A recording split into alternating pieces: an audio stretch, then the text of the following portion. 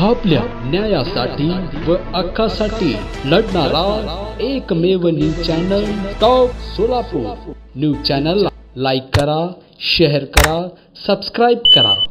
शहरातील अनेक सार्वजनिक उद्याने सध्या उदास अवस्थेत पडली असून लहान मुलांसाठी आवश्यक खेळण्यांची साधने उपलब्ध नसल्याने नागरिकांमध्ये नाराजी व्यक्त होत आहे। महानगरपालिकेकडून योग्य देखभाल आणि दुरुस्ती होत नसल्याचा आरोप स्थानिक रहिवाशांकडून करण्यात येत आहे।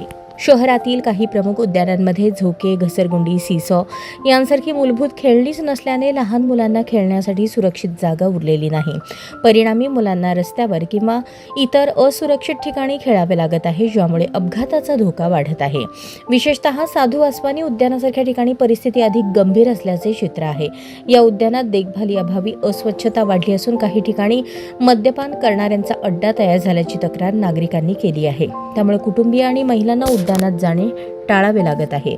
स्थानिक नागरिकांनी महानगरपालिकेकडे तातडीने लक्ष देण्याची मागणी केली आहे।